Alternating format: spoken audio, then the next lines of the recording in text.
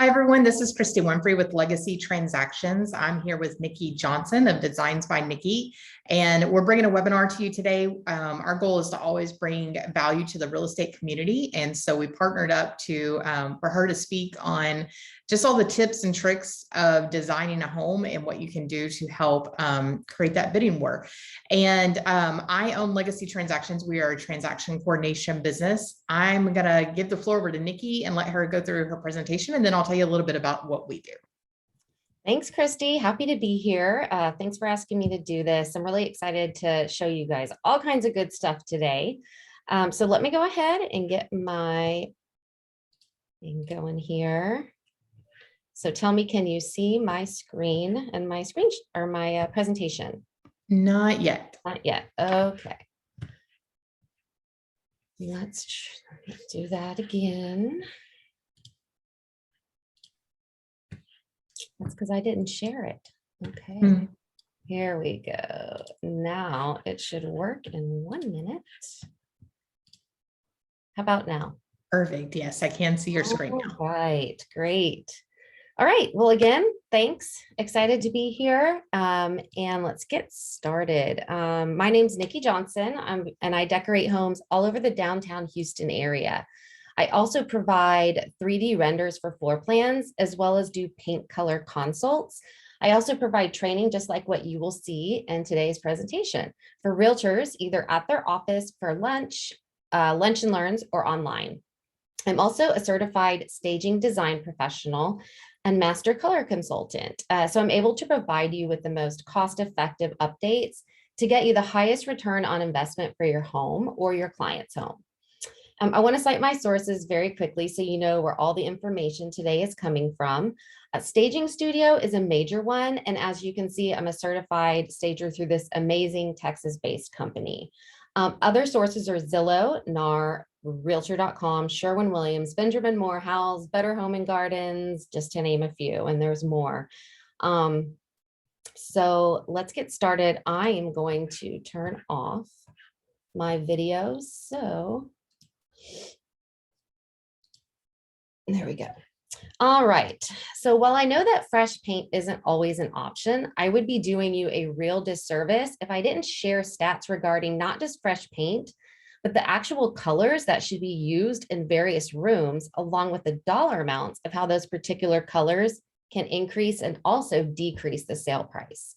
You would be surprised how much color alone can increase or decrease the sale price, and of course, therefore, your commission. So here's a few stats that you should know if you're a realtor, and perhaps providing your clients with these stats can help influence their choice to freshen up the walls with paint a bit once they see the value. So why paint at all? So fresh paint gives the impression that the home overall has been well maintained and is up to date. Also, 87% of buyers, according to NAR, will pay more for a home that is move-in ready. This means fresh paint. So you should know that people decide whether or not they like something within the first 90 seconds or less, and that 90% of that decision is based solely on color. That's pretty strong. One of the most popular trends right now with kitchens is tuxedo cabinets. Tuxedo cabinets look like this picture where the top of the kitchen cabinets are painted with white and the bottom cabinets or the bottom of the island is painted a darker color. And according to Zillow, tuxedo cabinets had increased the sales price by $1,547. So when the trend began, it was mostly white on top and black or dark navy blue on the bottom, hence the term tuxedo. But as the trend continues, we're seeing dark grays, blues, and even other colors as well. Tuxedo cabinets make the kitchen look very high end, and I don't see this trend going away anytime soon. It's really just evolving by color. Red kitchens, on the other hand, while they may look fun and eclectic, according to Zillow, resulted in a sales price that was $2,300 lower than expected. So red is probably not the best choice color for a kitchen, and it will appeal to less buyers. Light blue was by far the most popular color for a bathroom. Survey participants who viewed a light blue bathroom claimed they'd be willing to pay more, a 1.6% increase in offer price or a nearly $5,000 increase in value on a $290,000 home on average. And this makes sense because bathrooms tend to be smaller rooms and the color blue expands the space. Blue is also calming and is considered to be the most popular favorite color. So blue just really appeals to a wider range of buyers. And speaking of blue, the color you choose can also depend on the age of the buyer. Generational selling as it relates to color applies here. So what does that mean? Basically, if you're selling to an older buyer, perhaps in a retirement community, you would want to stick with pale blues. Pale blue is refracted sharply by the lens of the eye, so it casts a haze over details. And also aging eyes crave more blue as they begin to lose strength and the ability to adapt to change in lighting. So it's just something to think about. Also, a home with brown or red colored walls sold for $2,310 less than expected. So again, red not the best color and brown as well, especially in the dining room. For exteriors, homes painted a creamy bright yellow sold for $3,408 less than other homes.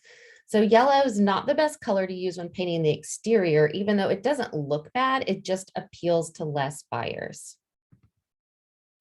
Also, homes with the exterior painted grayish, which is a combination of gray and beige, sold for $3,496 more than similar homes painted a medium brown or with a tan stucco.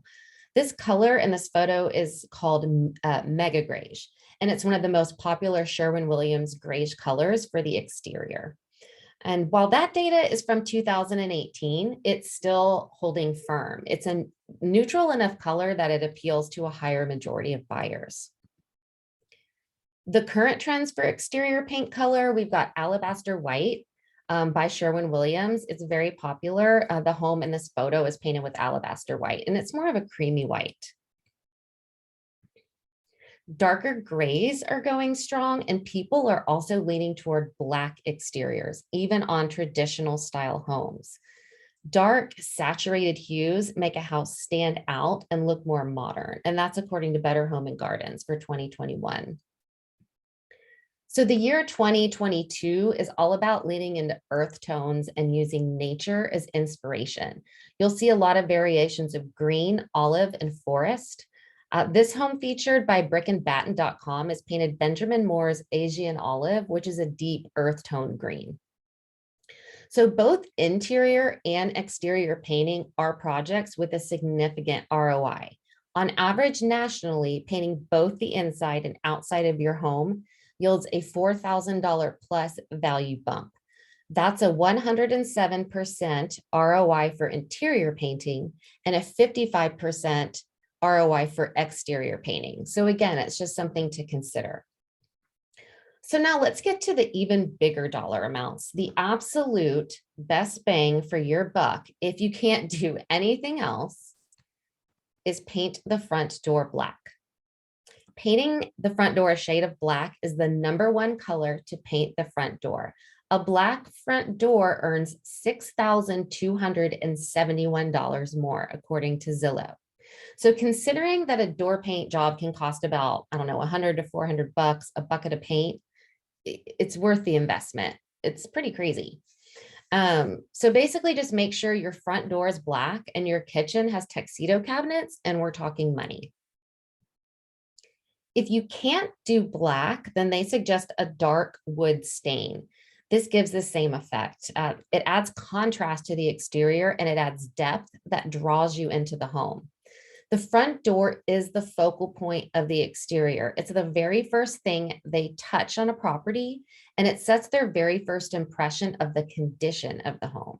So if the door is old and scratched and dingy looking, it makes the buyer wonder what else in the home isn't quite up to par. And I'm sure you've seen homes with the door painted red. So red's another popular color for doors because it's been shown to trigger the buy instinct. And that's because the color red is the first color our eyes see on the spectrum, so it grabs our attention. For a pop of color, homes with doors painted a dark navy blue or a slate gray sold for $1,514 more. You can also use other blues or teals for the front door. Just, be sure it obviously matches the style and the other homes in the surrounding areas. So as you can see, color alone affects the sale price and of course, your commission. And of course, we can't always paint. Some clients just won't budge or simply don't have the funds. So now we can talk about some additional things you can do that may cost a couple $100 to $0, or perhaps just some of your time. So let's talk about curb appeal. Using black mulch, not red, in your landscaping. Black mulch enhances the exterior colors by providing contrast, so the colors of the home pop more. Pair that with a black door and it's money. I don't care what color the house is, use black mulch for staging. The flower bed should be a minimum of 4 to 6 feet wide at the narrowest point. Landscaping should include varying heights to add interest, and make sure you, of course, hide the foundation of the home. You don't want that showing, and it's really one of the purposes of landscaping. So why is this important to do?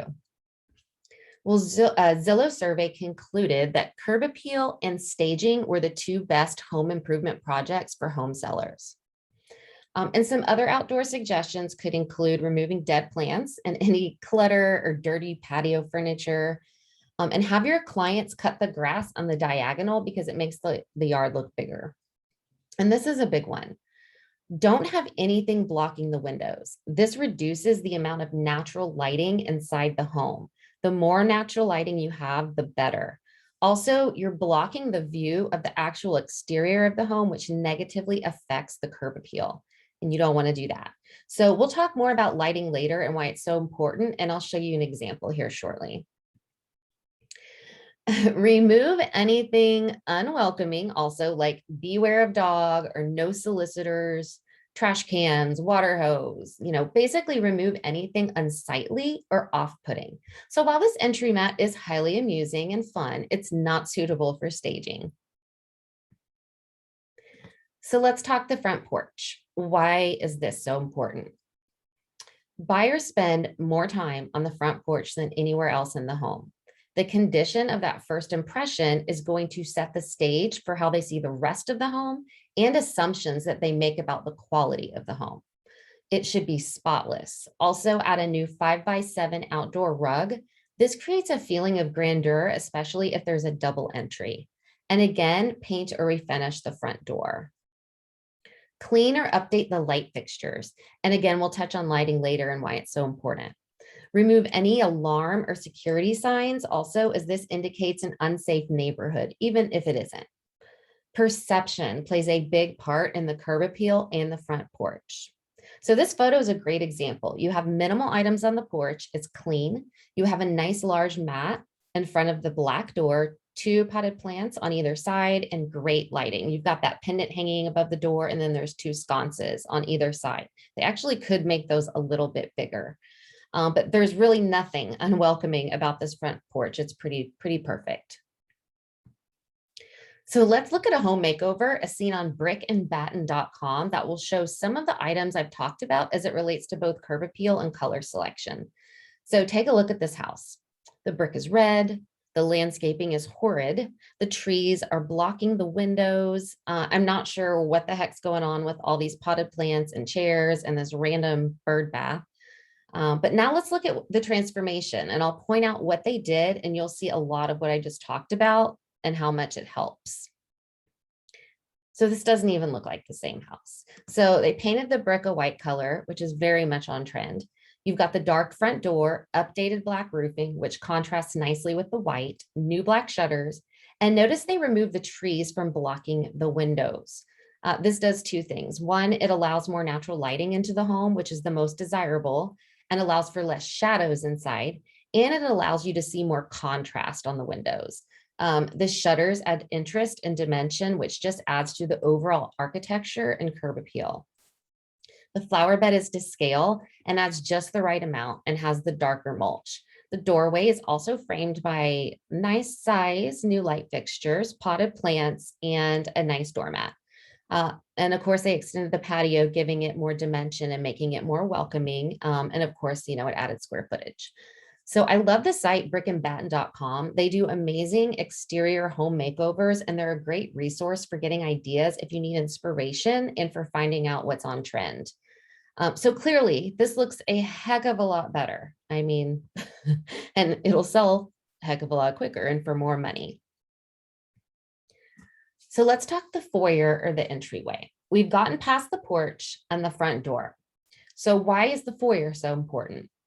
Well, buyers spend on average 6 minutes in a home, but they form an opinion in the first 15 seconds. So let's be sure to impress them from that, second number one in the foyer.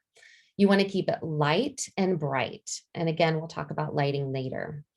You want to add a statement piece here. This can be a console table or mirror, art, a bench. I mean, this photo has any of those pieces could be a statement piece. It's a beautiful entryway.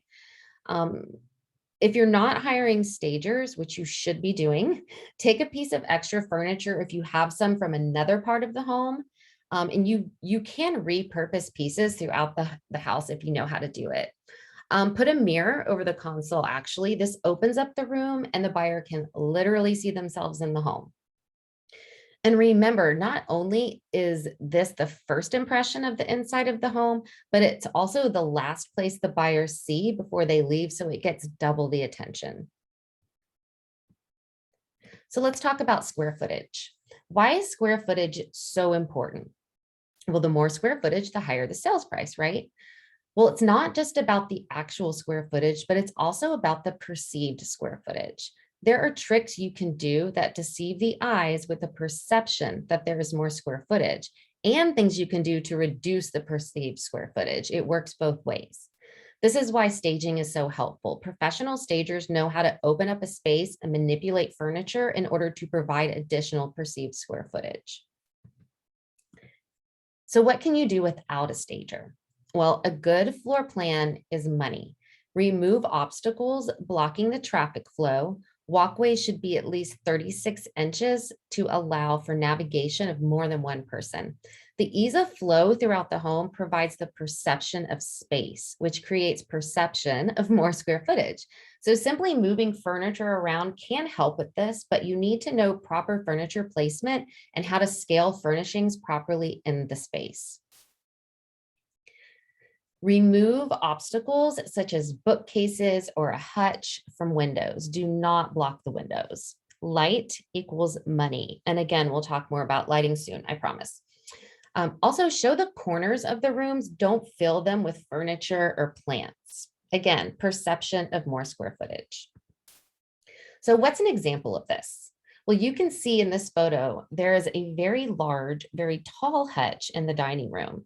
This hutch either needs to be removed altogether or the top needs to be taken off if possible so that it just displays the buffet table. So it's not covering up a huge portion of the wall and taking away from that perception of square footage.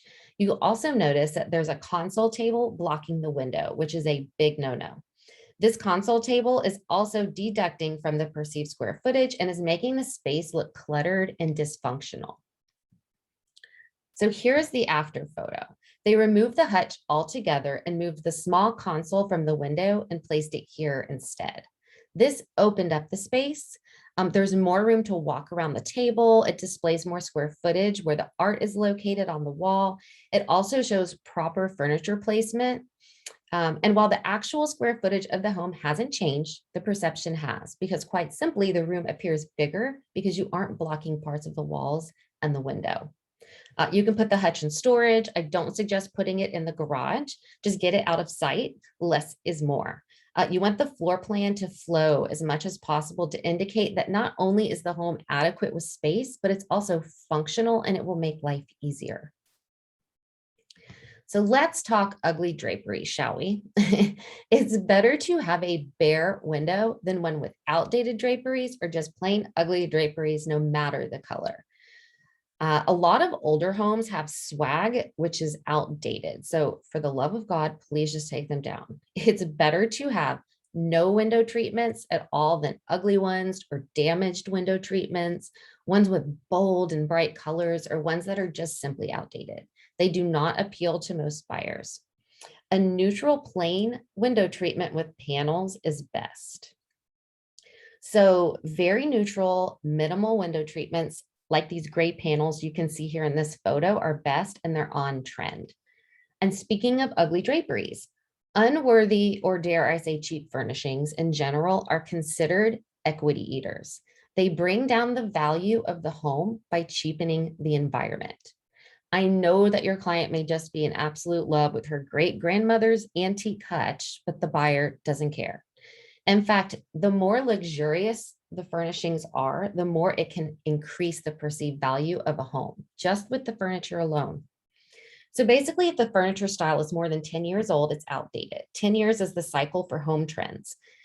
Also, old or unworthy furniture creates the perception that if the furniture hasn't been kept up to date, then what else hasn't, such as the wiring or the plumbing. And finally, as promised, we get to lighting. So why is lighting so important? Because light equals money. According to ABC News, location is the number one reason home buyers choose a certain property, and lighting comes in at number 2. A mere $200 investment in new light bulbs and making sure all windows are free of obstacles has an estimated value on a home of $1,700. And that's according to Quicken Loans. So what does that mean? Clean the windows with Windex, $4, right? Dump old draperies, free, just get them down. Replace old or dark lampshades with white lampshades, $100. Buy stronger light bulbs, maybe $25. So total, we're talking $130. So $130 versus $1,700, right?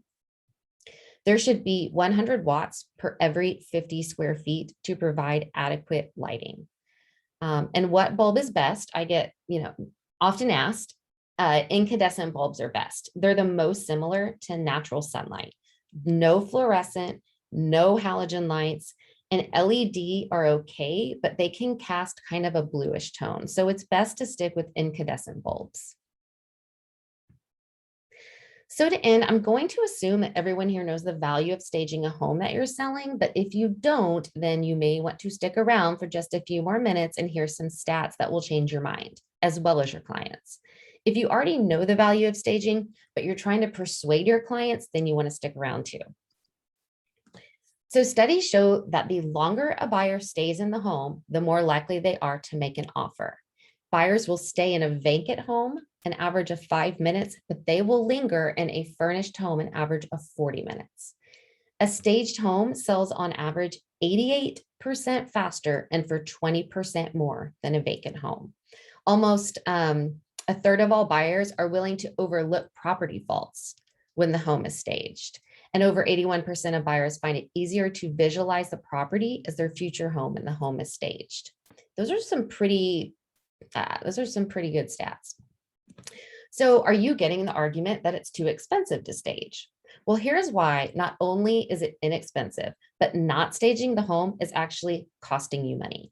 So think of the stats we just mentioned above and how a staged home sells 67% faster. So generally you're looking at cutting the days on the market in about half. If you look at the stats on how much the sale price decreases as it sits on the market, it's really a no-brainer. Hiring a stager generally costs on average about 1.5% or less of the sale price. So by weeks 4 through 12, if the property hasn't sold, it averages about a 5% price reduction. If it sits for 78 days, the average seller has discounted their home about 8%. So that 1.5% staging investment is looking pretty good. So let's do the math. Let's look at a home that's worth about $500,000. 8% of that is $40,000 in price reductions. 1.5% of that on staging is $7,500. So we're looking at a difference of $32,500. That's not a small number, especially as it relates to your commission, right? So on average, your client's investment on staging provides a 400% ROI. It's all in the math. So short days on the market are not going to last forever, but we'll enjoy it while we can. But still remember that a staged home will still sell for a higher dollar amount. And let's be prepared when things kind of go back to normal. Also, their internet is the new curb appeal, right? The new drive-by. Your pictures need to be on point. You should hire a professional photographer, and not doing that alone can cause you to lose a sale just by not doing that, especially when you consider that 99% of millennials search for homes online and 83% of buyers say photos are the most important factor when picking homes to tour. So while you don't have to do it right now, you should at least have a staging walkthrough to get the home photo ready.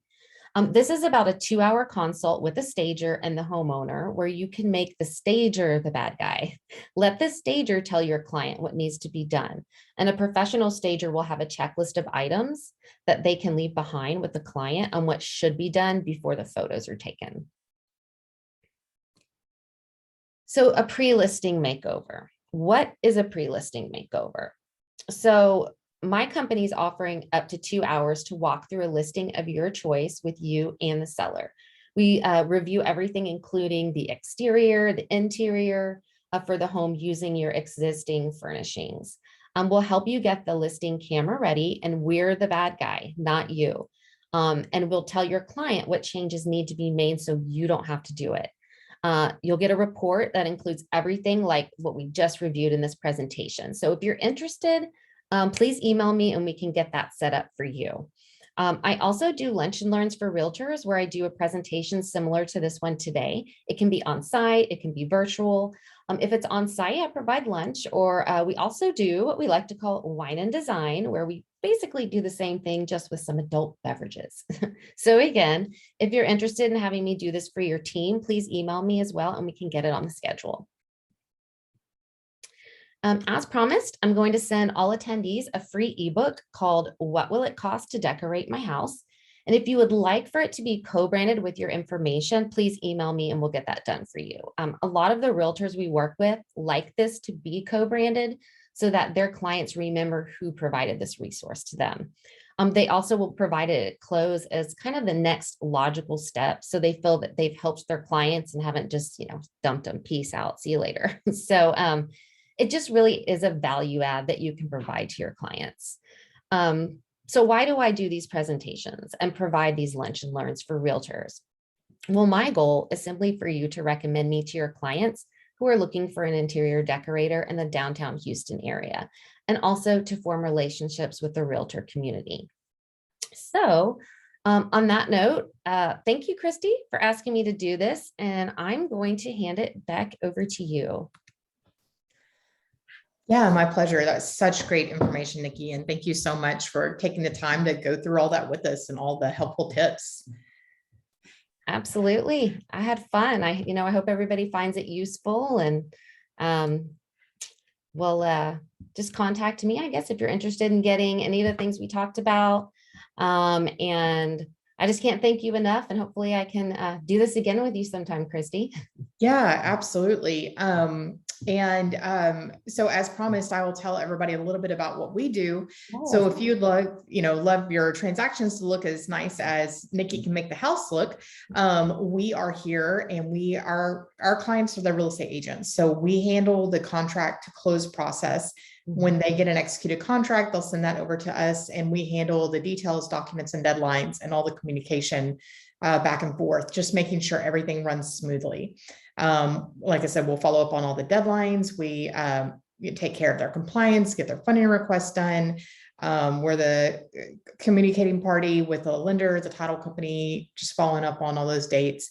If anybody is interested in the service, definitely feel free to contact me at my phone number there or my email, and we'll set up a consultation just to kind of dive deeper into everything that we do. But something that makes us a little different than other transaction coordination companies is we have some processes that we do after the transaction to help get more reviews for you and also help build your referrals, as well as if you go to our website, legacytransactions.com, there's a market insights tab under the resource page that breaks down what we're seeing on average right now when offers. So you can go and look and see what type of loan are we seeing win more offers? Or do they have seller concessions? Are they paying over list price, under list price? It'll exactly the list price. So we found that information to be very helpful and useful. We're always looking to provide value to real estate agents and hopefully help you win more offers. So, yeah, that's a little bit about what we do. And, I look forward to speaking with, everybody who's watching the video and watching the webinar. Well, I'll make sure to send my realtors I work with your way as well. Because didn't they say there's over 100 transactions that take place, or? Yeah. So we basically complete over 100 steps to make the transaction smooth and get it to closing. Every little thing that, we've, over the years, we've discovered like, hey, that should be added into the transaction to make sure things run smoothly. We've added a process for it in a system. Love a process in a system. Sounds like you've definitely got that figured out. Yeah, yes, yeah, Wow. absolutely. And, real estate is never like, there's always a curveball. Let's put it that way. There's always a curveball on almost every single transaction, but you learn like you learn something new every day, and you just implement something new to make sure that things just keep running smoothly and everybody has great experience. Awesome. Well, yeah. I just learned a lot in that last bit too myself. So thank you. And thanks again for having me. I really appreciate the opportunity. And I'm happy to do it again anytime. Absolutely. Thank you so much for taking the time. I appreciate it. All righty. Well, I will see you soon. All right. Have a great day. Thanks, everybody. Bye.